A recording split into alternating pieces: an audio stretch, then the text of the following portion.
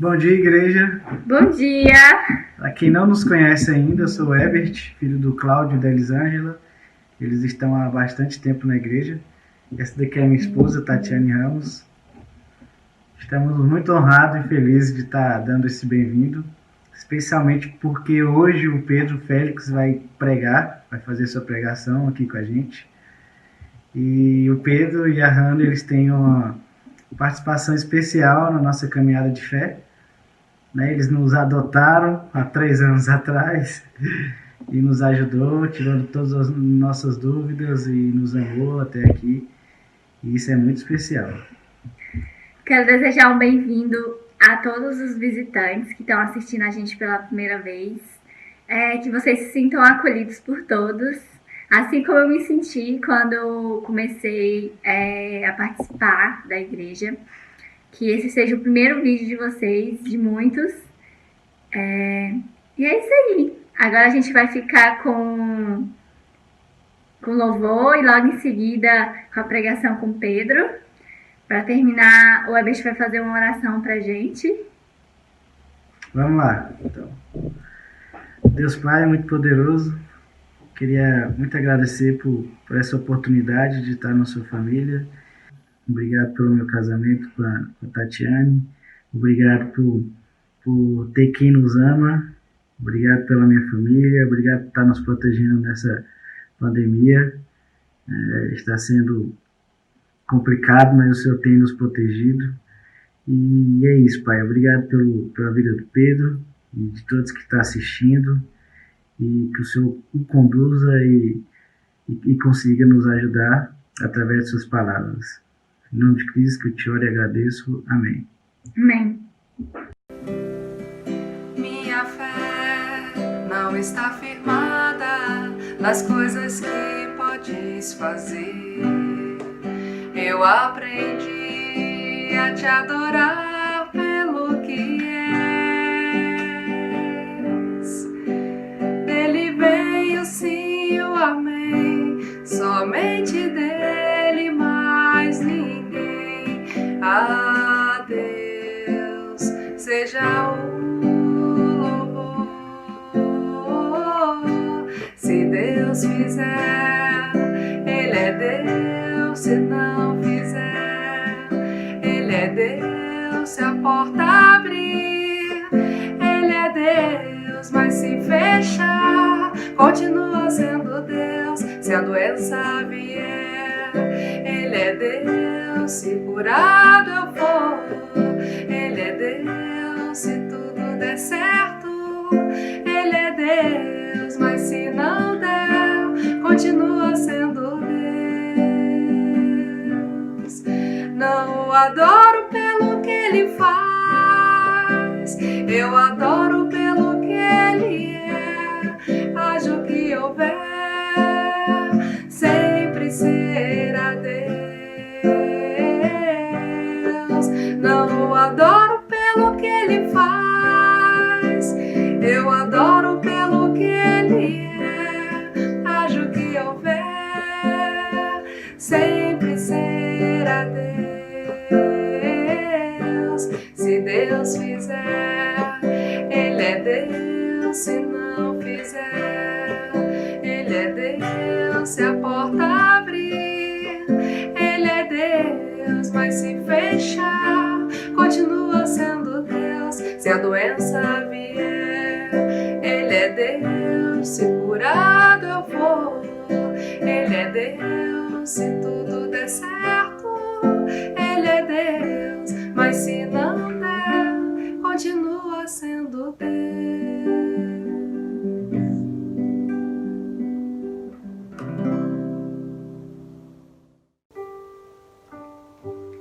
Grande é o Senhor e muito digno de louvor. Na cidade do nosso Deus, seu santo monte, a alegria de toda a terra.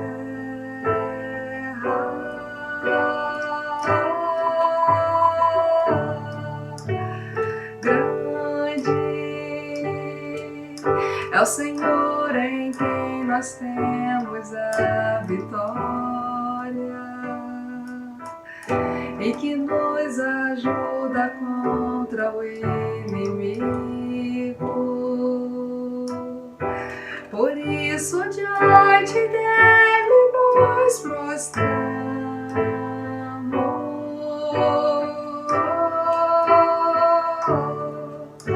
Queremos o teu nome engrandecer e agradecer-te por tua obra em nossas vidas. Confiamos em teu infinito amor, pois só tu és o Deus eterno sobre toda a terra, pois só tu és o Deus eterno sobre toda a terra, pois só tu és o Deus eterno sobre toda a terra e céu.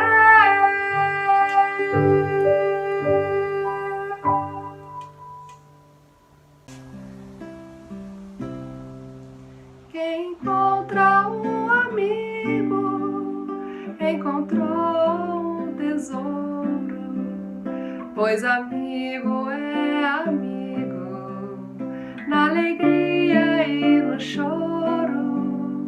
Não há noite, não há chuva, nem distância, nem labor. O amigo se preocupa de verdade. Isso é amor. Quero ser parecido com você, ó meu irmão, porque é parecido com Jesus.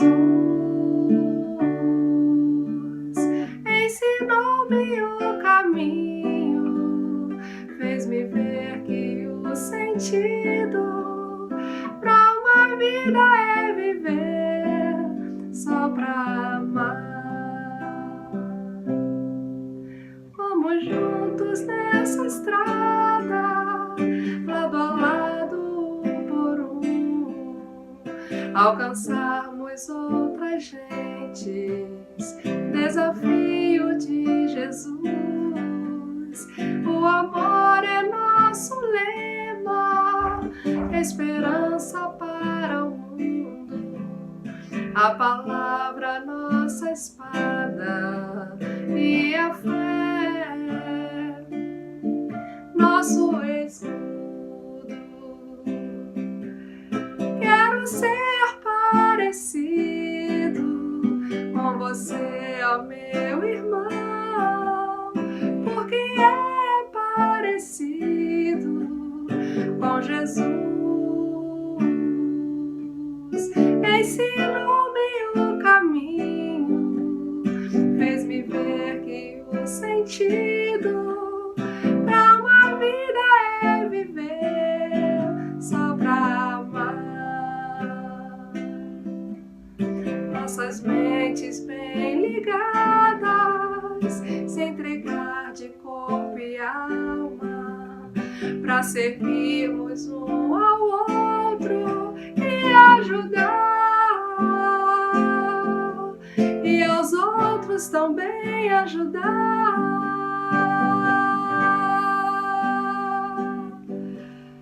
Quero ser parecido com você, ó meu irmão, porque é parecido com Jesus.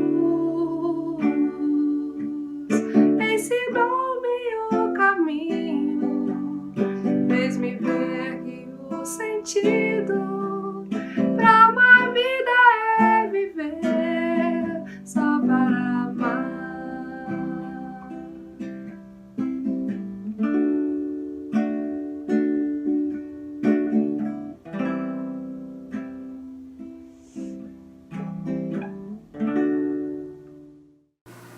Bom dia, irmãos. Que incrível poder estar aqui com vocês hoje.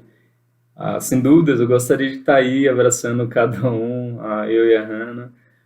Mas eu queria falar, sintam-se abraçados por nós. Logo, logo, se Deus permitir, quando as coisas voltarem ao normal, com certeza iremos aí passar um bom tempo com vocês. Então, hoje eu vou compartilhar com vocês. E sabe, algo tem me feito, assim, me sentir muito alegre nesse período de pandemia, apesar de tudo, que é ver o quanto Deus tem trabalhado tão intensamente em nosso meio, não? Aqui, por exemplo, em nossa igreja em casa, tivemos 3 batismos nesse período. O João Vitor, a Malu, que foi batizada semana passada, o noivo da Malu, que está morando na China, foi batizado também uma semana antes dela. E esse foi um trabalho interessante entre as igrejas da Zona Oeste e da Zona Norte. Por meio de alguns irmãos tiveram contato com a Malu, começaram a estudar a Bíblia. Ela mora aqui na Zona Norte, então foi envolvido uma das meninas. Nesse meio tempo, o namorado dela, que está morando lá na China, porque é lutador e está trabalhando lá no fim das contas, e começou a querer se interessar pela palavra, e fizemos o mesmo trabalho, namorado e noivo, né, dela. Então, uau, é tão incrível ver como Deus está fazendo as coisas, como Deus está movendo os corações nesse período de pandemia, que enquanto talvez para muitos o medo tende a reinar e a impedir, Deus está provando que não precisamos ter medo. Podemos continuar e Ele está fazendo a obra. Não tenho dúvida disso. Mas sabe, pensando nisso, pensando no quanto Deus tem feito, o quanto tem sido maravilhoso, apesar de tudo, apesar da visão até de desgraça, digamos assim, Deus tem nos mostrado a sua graça, tem mostrado o seu amor. Isso me faz lembrar de uma escritura que eu gostaria de começar o nosso papo hoje, aqui a nossa aula hoje, que fica lá em João 6. Muitos de nós conhecemos, obviamente, a escritura, mas em João 6, a partir do versículo... Em João 6, a partir do versículo 60. Ao ouvirem isso, muitos dos seus discípulos disseram: dura é esta palavra, quem pode suportá-la?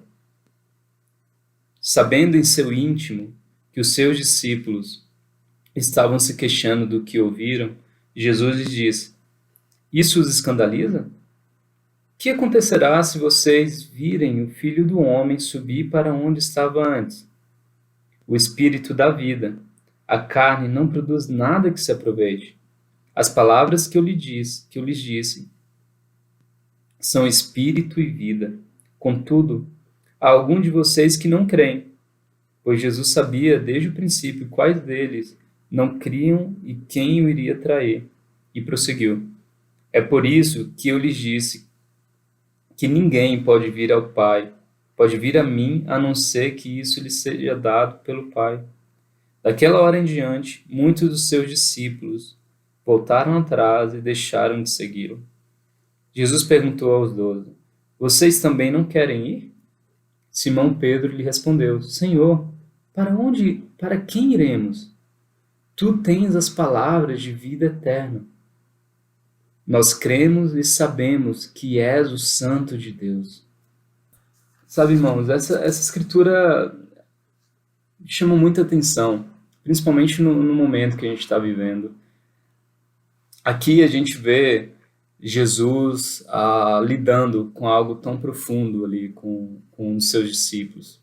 Enquanto Jesus já tinha feito coisas incríveis, multiplicação dos pães, transformar água em vinho, Jesus estava vivendo uma vida que já estava em destaque. Muitas pessoas queriam seguir, porque ele era Jesus, ele era diferente de todos os profetas até então. E as pessoas queriam, obviamente, segui-lo. E num determinado momento, quando Jesus está ali falando na sinagoga, falando sobre a sua carne, seu sangue, contrapondo aquela visão do maná que alguns esperavam, né? Quando ele foi questionado, por exemplo, Moisés deu o maná, e aí, você, o que vai dar pra gente? E Jesus fala, ó, eu vou dar o meu corpo, o meu sangue para vocês. E quem não comer do meu corpo e quem não beber do meu sangue, não vai ter um relacionamento comigo. E eles começam a se escandalizar com isso, por não entenderem, obviamente, o que Jesus está falando, mas por ver, é estranho separar. Se você não entende, é estranho, sou estranho, sem dúvidas. E os judeus começam a questioná-lo, como assim, o que esse cara está falando? Esse não é o filho de José e tudo mais. E aquela conversa toda faz com que os discípulos, alguns dos discípulos, começarem a, eita, peraí, será? Eu deixei muitas coisas do judaísmo e agora, será que eu continuo? E eles travam. E muitos abandonam a Jesus. Jesus olha então para os outros discípulos e fala, e aí, e vocês? Não vão me deixar também? E Pedro fala isso que é tão incrível. Para onde iremos, Jesus? Ele diz, Senhor, para quem iremos? Tu tens as palavras de vida eterna. Nós cremos e sabemos que é o Santo de Deus. Essa era a convicção, que eles poderiam estar com a mesma dúvida. Eu acredito muito nisso, assim, que eles se abalaram, com certeza. Só que a resposta de Pedro mostra qual era a real convicção deles. A convicção deles é, Senhor, se não você, para quem iremos? Você é a palavra de vida. Você é o Santo de Deus. Não temos para onde ir. É você a nossa força. Sabe, irmãos, isso me ajuda a lembrar, nesse mesmo cenário que a gente tem vivido hoje, fazendo uma comparação, uma ilustração usando esse exemplo, eu vejo Deus fazendo coisas maravilhosas. Aqui, eu tenho ouvido falar aí de Brasília, ao redor do mundo, Deus está fazendo coisas incríveis. E eu me questiono, assim, até que ponto todos nós estamos olhando, né, para a direção certa.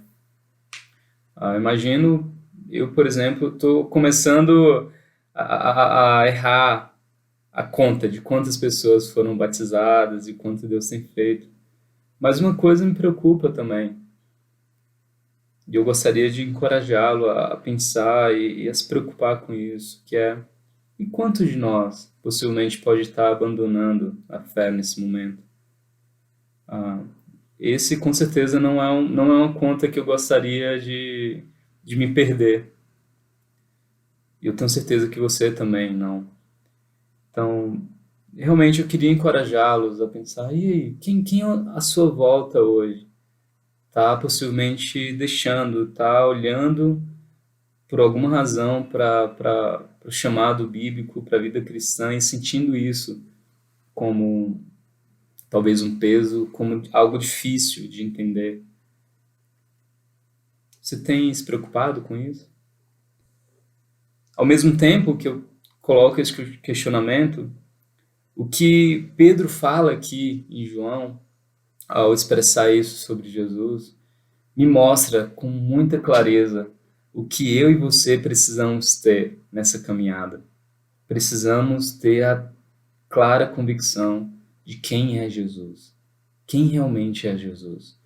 E eu queria aproveitar Hebreus, com base em alguns estudos que eu fiz recentemente, e tirar de Hebreus alguns ensinamentos, algumas direções, que eu não tenho dúvidas, irmãos, se nós estivermos aumentando, crescendo nisso, entendendo isso cada vez mais, iremos, com toda a convicção, ter atitudes como a de Pedro, olhando para Jesus, independente da situação que a gente esteja vivendo.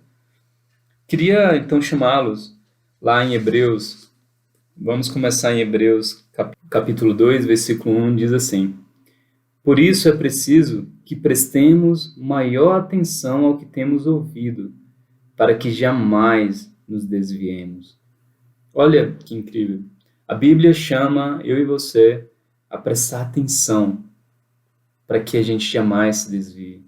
A mesma atenção que Pedro prestou naquele momento em que foi questionado por Jesus. E aí, Pedro, vocês ou não vão? Jesus fala, não, não. Pedro fala, né? Não, não. Para onde a gente vai? Jesus, eu vejo que você não tem outro caminho senão você. Você é o santo de Deus, por mais difícil que algumas coisas possam parecer. E esse é o grande ponto, irmãos, que eu e você precisamos nos preocupar. E aí, temos prestado atenção aonde devemos prestar? Temos nos preocupado em ser cada vez mais uma igreja que presta atenção nos pontos certos da vida cristã?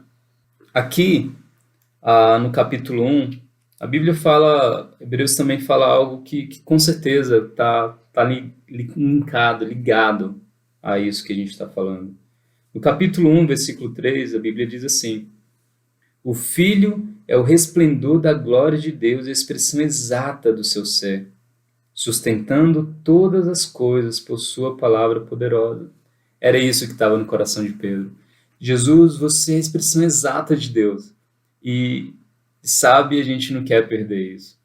Eu fico imaginando o quanto nós, né, temos entendido isso, quanto nós temos buscado cada vez mais esse entendimento e lembrado que a vida cristã é mais do que um estilo de vida. É, de fato, seguir os passos do próprio Deus, que nos ensinou, caminhando entre nós, a viver como Ele espera que vivamos. Seguimos não só um mestre que sabe mais do que a gente, mas seguimos o próprio Deus. Jesus, a expressão exata do seu ser. E isso era o que estava no coração de Pedro, quando ele falou aquelas palavras. Esse é o norte, irmãos. É o norte para os outros pontos que iremos falar aqui, sabendo que tudo começa com Cristo e tudo termina em Cristo. Indo um pouco mais adiante aqui em Hebreus, eu queria chamá-los a ler ali no versículo 14 do capítulo 2, que diz assim, Hebreus 2, capítulo 14. Portanto, do 14 ao 15. Portanto, visto que os filhos são pessoas de carne e sangue, ele também participou dessa condição humana, para que por sua morte derrotasse aquele que tem o poder da morte, isto é, o diabo, e libertasse aqueles que durante toda a vida estiveram escravizados pelo medo da morte. Sabe, irmãos, eis aí um medo que tende a abalar qualquer ser humano, o medo da morte. E o que a Bíblia está falando aqui é que Jesus venceu a morte. Ele venceu.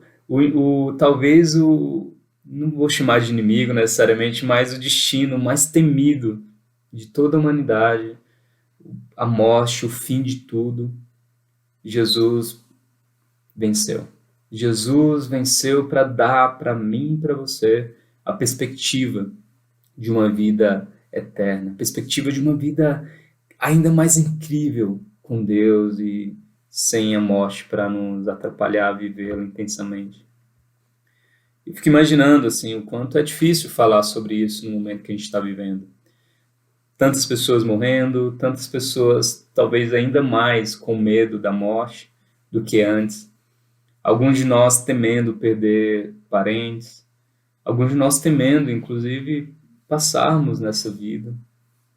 Mas eu não tenho dúvidas de que o desejo de Deus para mim e para você é que a gente não tema a morte. Não tenha medo. Um discípulo não pode temer a morte. Um discípulo tem que manter o foco, manter a convicção da vida eterna. Essa semana eu tive uma conversa muito interessante com minha avó. Ela tá aí, né, em Brasília, no Pedregal, especificamente. E ela não passou bem esses últimos dias, ela teve umas crises de labirintite, algo assim. E numa conversa com ela, perguntando como é que estava e tudo, e ela falou uma coisa que mexeu muito comigo. Ela falou, sabe, filho, se Deus me chamar, eu vou. Assim, o momento vai chegar, eu sei que o momento está chegando, então eu vou. Ela comentou também sobre o meu avô, que morreu há uns 2 anos atrás, e ela expressou isso. Nossa, eu lembro quando seu avô, por exemplo, estava lá no leito, definhando, cada vez mais perdendo o sentido. E sabe, quando ele entrou no coma, quando ele começou a nos deixar, e quando ele nos deixou, eu agradeci a Deus, porque ele já estava sofrendo tanto. Agradeci porque ele estava descansando. E, uau, irmãos, ouvir isso da minha avó e parar para pensar, realmente, até que ponto eu e você não temos encarado a morte como deveríamos. Isso não deve travar a gente, porque Jesus venceu a morte. Outro ponto que queria chamar a nossa atenção aqui no versículo 18 do capítulo 2 mesmo de Hebreus. Diz assim: porque tendo em vista o que ele mesmo sofreu quando tentado, ele é capaz de socorrer aqueles que também estão sendo tentados. Muitas vezes a gente se perde em meio às nossas tentações. O tempo todo somos tentados, o tempo todo situações acontecem que colocam à prova um pouco ali na nossa fé. E muitas vezes a gente esquece que o próprio Jesus foi tentado. E uma vez lidando com as mesmas coisas que eu e você lidamos nas nossas tentações, podemos ter a certeza e convicção de que Jesus passou pelo mesmo. E ele passou pelo mesmo para que pudesse nos socorrer. Então, meu irmão, minha irmã, não sei o que tem tentado você, em que nível você tem sido tentado durante esse período, principalmente, no qual mais tempo isolado você está passando do que antes. Mas que a Bíblia fala que Jesus te entende e Ele quer te socorrer. Então, fale para Ele, busque Ele, encontre forças nele. Lembre que Jesus veio e passou exatamente pelo mesmo que a gente está passando, que a gente passa, para ser a nossa fonte de inspiração. Então, abra seu coração, permita Jesus te fortalecer. Ele te entende, Ele me entende. E não deixe isso tirar a sua perspectiva de luta contra a tentação. Da mesma forma que Ele lutou, lute você também. Aqui no capítulo 3, versículo 1, a Bíblia diz assim, de Hebreus: portanto, santos irmãos, participantes do chamado celestial, fixem os seus pensamentos em Jesus, apóstolo e sumo sacerdote que confessamos. A Bíblia chama eu e você a fixar os pensamentos em Cristo.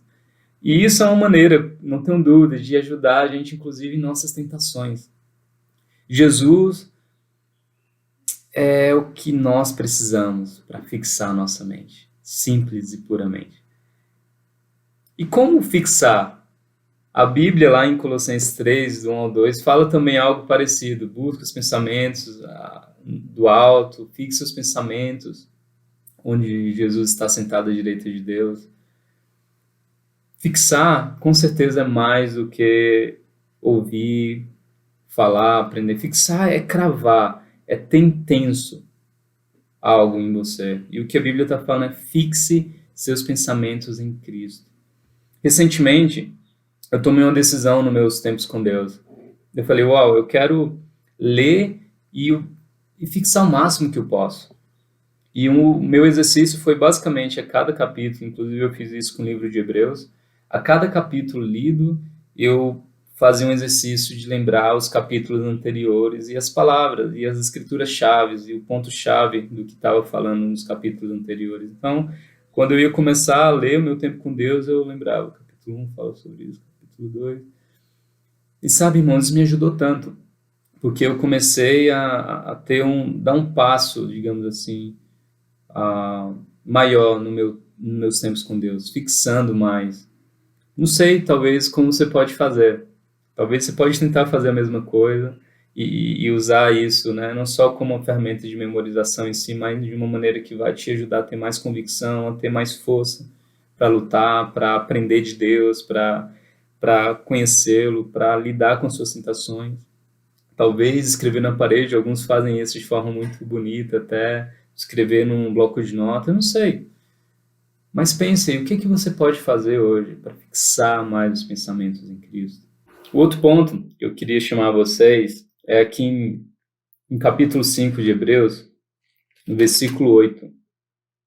A Bíblia diz assim, Hebreus 5, versículo 8. Embora sendo filho, ele aprendeu a obedecer por meio daquilo que sofreu.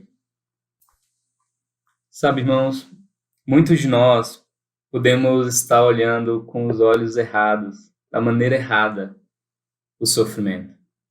Talvez alguns de nós, nesse período, a gente tenha sofrido mais, obviamente, porque não tá sendo fácil tudo isso, alguns perdendo empregos, outros lidando com questões em casa que antes não lidava.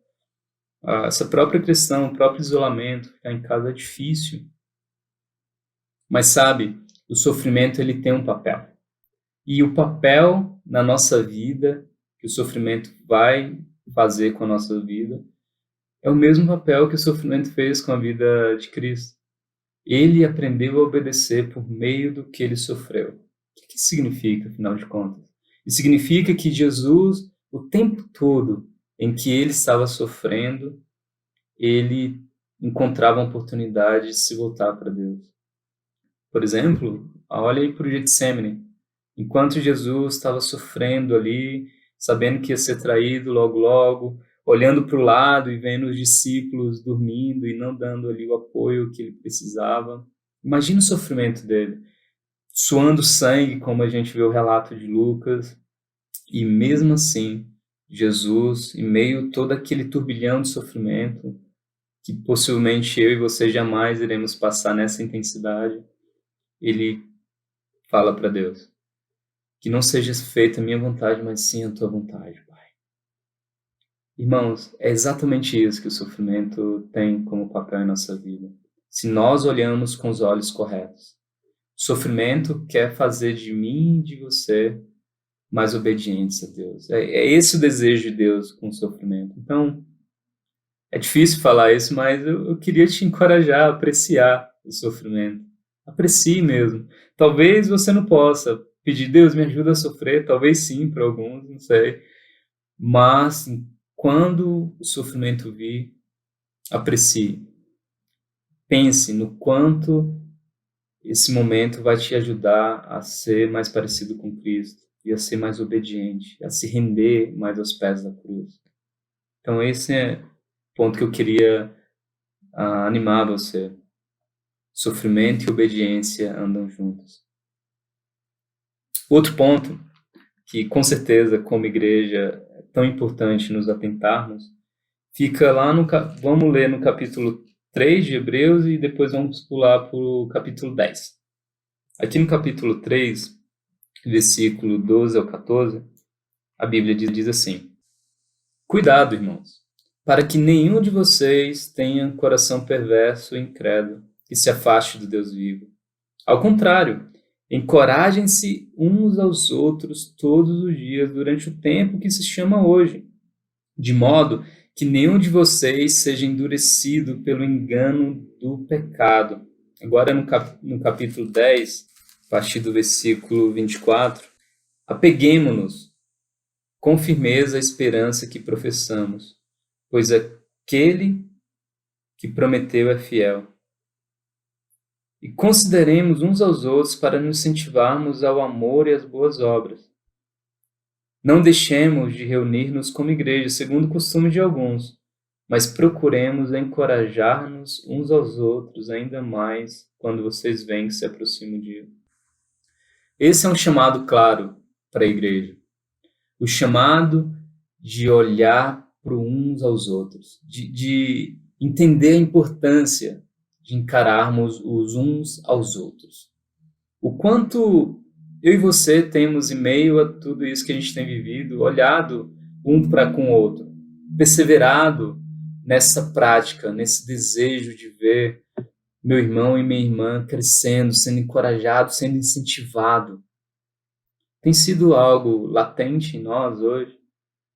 Temos não só visto Deus abençoando e fazendo a sua igreja crescer, mas temos, de fato, encorajado e animado a cada irmão na fé. Você tem valorizado isso? Esse, eu não tenho dúvidas, é o triunfo que a igreja pode dar para Deus. Deus, temos vivido uns aos outros intensamente. Não temos falhado nisso. Temos encorajado, incentivado. Queria muito te animar quanto a isso, meu irmão e minha irmã, porque isso faz todo sentido como igreja. Agora um outro ponto, cheio de pontos hoje, não? Aqui em Hebreus, no capítulo 10 ainda, um ponto que eu gostaria de fechar aqui do que a gente tem falado hoje. Hebreus 10, a partir do versículo 35, diz assim: Por isso, não abra mão da confiança que vocês têm.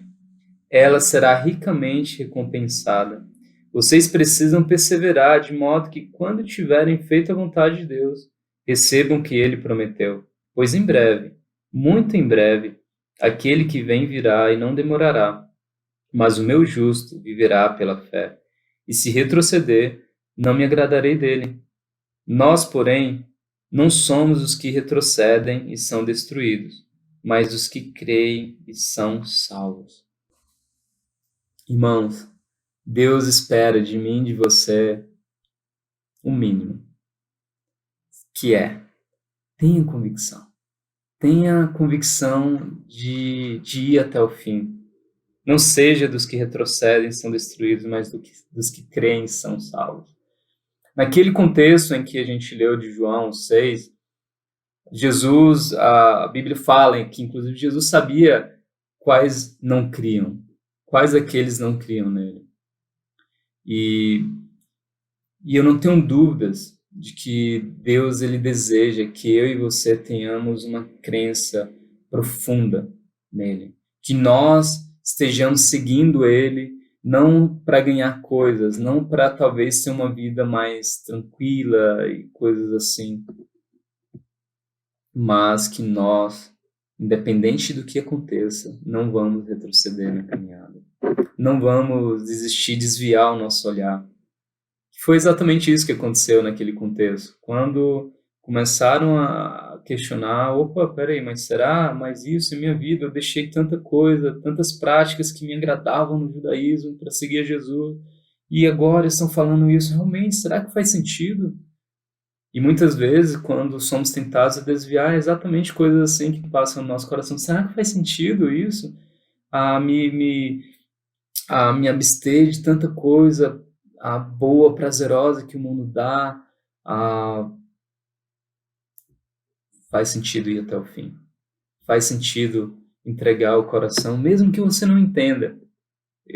Como eu falei antes, eu não acho que os discípulos ali entendiam por completo o que Jesus estava falando, mas a resposta deles foi: Jesus, para onde a gente vai? Você é o Santo de Deus. Você tem a palavra da vida. Para onde eu vou? Então, eu queria muito encorajar você. Em meio à tentação, em meio talvez essa situação toda de desânimo, de incertezas, olhando para o seu lado e vendo talvez alguns irmãos ou irmãs desanimando, talvez desistindo. Pense no quanto você pode ser a ajuda que ela vai precisar uns aos outros, como a gente viu, encorajamento, incentivo. Pense no quanto talvez alguns de nós não estamos realmente olhando da maneira correta para Cristo e vamos agir assim. Talvez depois desses pontos todos, dessa explanação toda, você fala, poxa Pedro, mas que difícil pensar, lembrar de todos esses pontos aí, mais ou menos 6 pontos você levou, né, de Hebreus. Eu queria te encorajar para que você saia dessa pregação com algo muito claro em mente, com esses pontos, inclusive. Eu queria facilitar a sua vida. Vamos lá para Hebreus 12 e usar essa escritura como a base da nossa aula hoje, para lembrar dela. Aqui em Hebreus 12, do versículo 1 ao 3, a Bíblia diz assim: Portanto, também nós, uma vez que estamos rodeados por tão grande nuvem de testemunhas, livremo-nos de tudo que nos atrapalha e do pecado que nos envolve, e corramos com perseverança a corrida que nos é proposta, tendo os olhos fitos em Jesus, autor e consumador da nossa fé. Ele, pela alegria que lhe fora proposta, suportou a cruz, desprezando a vergonha, e assentou-se à direita do trono de Deus. Pensem bem naquele que suportou tal oposição dos pecadores contra si mesmo, para que vocês não se cansem e nem desanimem. Essa escritura resume todos os pontos que a gente falou. Ela está chamando a gente a, uma vez que estamos rodeados por tão grande nuvem de testemunhas, livremos de tudo que nos atrapalha e o pecado que nos envolve. Então, se livre, se liberte, não deixe a tentação te impedir, o medo te impedir, o medo da morte te impedir. E corramos com perseverança. Corra com a certeza de que você vai até o fim, com perseverança, a corrida que é proposta. Tendo os olhos aonde? Fitos em Jesus, autor e consumador da nossa fé. Do começo ao fim é Jesus, a nossa inspiração, a nossa força. Ele, pela alegria que lhe fora proposta, suportou a cruz, desprezando a vergonha, e assentou-se à direita do trono de Deus. Jesus passou por tudo que ele podia passar, por tudo que ele podia fazer por nós. Ele desprezou a vergonha, ele não só entende a gente, como ele passou por muito mais profundamente do que iremos passar em nossa vida. Pensem bem naquele que suportou tal oposição dos pecadores contra si mesmo, para que vocês não se cansem nem desanimem. Esse é o desejo de Deus para nós, irmãos. Não se canse, não desanime. Mantenha sua mente em Cristo, mantenha seu foco nele e permita com que essa vida cristã, ainda mais nesses momentos que a gente consegue ver a graça dele tão forte, tão intensa como a gente tem visto nesses últimos meses, que isso tudo te faça ter ainda mais convicção, ter ainda mais força para ajudar outros à sua volta e assim ser a igreja forte, que reflete o amor de Deus poderosamente e que vai perseverar até o fim. Esse é o meu desejo para nós como igreja, aí em Brasília, aqui em São Paulo, ao redor do mundo. E a minha oração é essa, que Deus continue nos fortalecendo e nos mostrando seu amor cada vez profundamente. Eu vou terminar com a oração. Querido Deus, eu quero muito, Pai, te agradecer por estar aqui, mesmo à distância com meus irmãos. Eu oro para que o Senhor fortaleça a nossa fé, Pai, como discípulos do Senhor, nos ajude, meu Deus, a olhar com os olhos corretos essa caminhada, caminhada que ela é tão intensa, ela é cheia de emoção, mas que no fundo, no fim, o desejo do Senhor é que nós tenhamos a mesma convicção que Pedro expressa para Jesus. Para quem iremos, Senhor? Senhor, você é que tem a palavra, você é o Santo de Deus. Então, Pai, ajuda a gente a crescer no nosso entendimento de Cristo, a crescer no nosso entendimento como papel como igreja, no papel como igreja, e continuar, Pai, perseverando e correndo até o fim, Senhor, a corrida que nos é proposta, juntos, para a honra e glória do Teu nome. Cuide do nosso coração e nos ajude a manter o foco. E abençoe todos esses, Pai, que têm sido, todos irmãos e irmãs que têm sido acrescentados ao redor do mundo. E nos ajude, Pai, a cada vez mais ter força para espalhar a Tua mensagem. É isso que eu te agradeço e oro em nome do Teu Filho Jesus. Amém.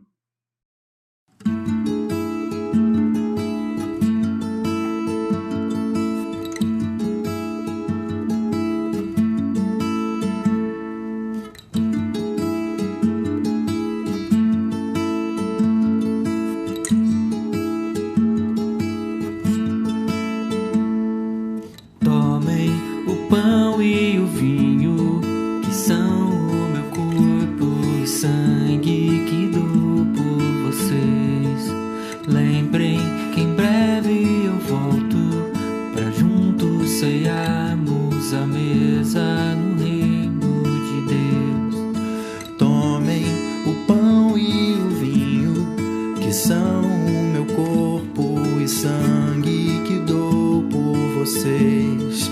Lembrem que em breve eu volto pra juntos cearmos à mesa no reino de Deus. Eu sou o pão da vida, da vida. Quem vem a mim nunca mais terá fome. Quem crê em mim não terá sede.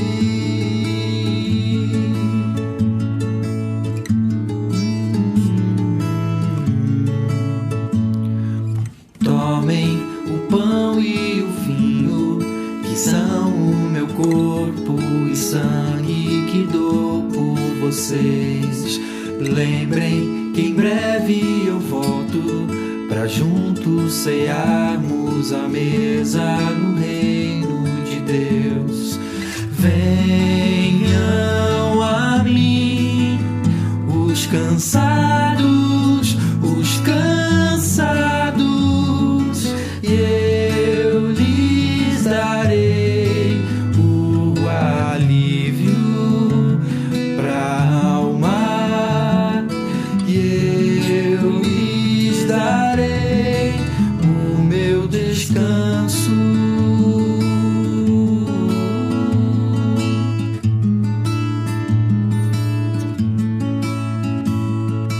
Lembrem-se, eu sou o bom pastor. Lembrem-se aqueles que o Pai me deu.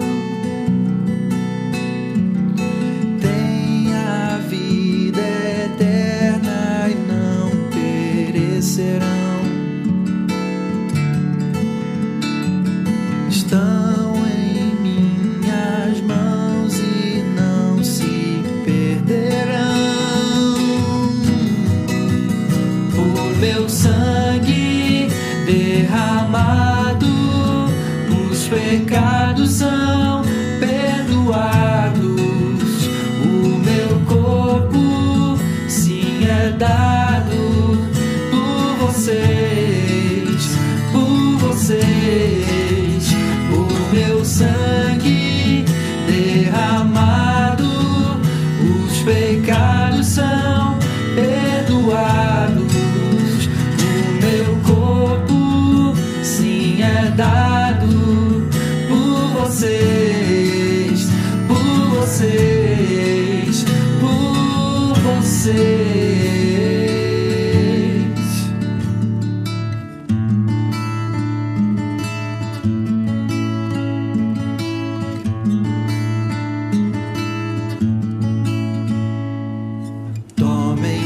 Pão e o vinho, que são o meu corpo e sangue que dou por vocês. Lembrem que em breve eu volto pra juntos cearmos à mesa no reino de Deus.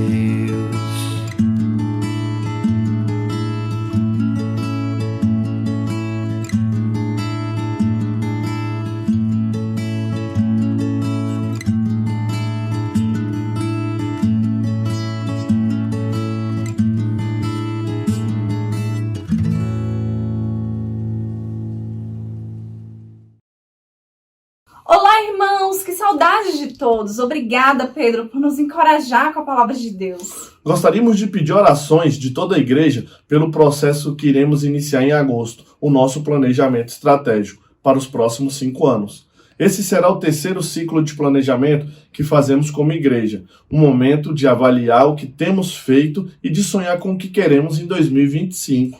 Mais detalhes de como será esse processo, de como você poderá participar, virão nas próximas semanas. Mas suas orações são muito importantes desde já.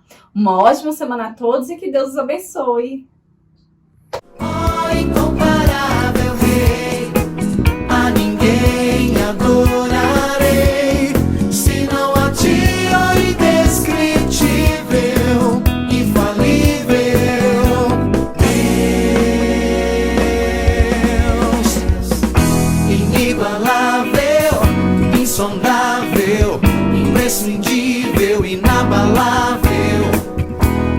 sorriso sincero, perfeito, exato, eterno, incontestável, notável, impreterível, memorável, sublime, fraterno, perfeito, exato, eterno, absoluto, admirável, inesquecível, inestimável, divino, mistério, perfeito, exato, eterno, perfeito, eterno, perfeito, exato, eterno.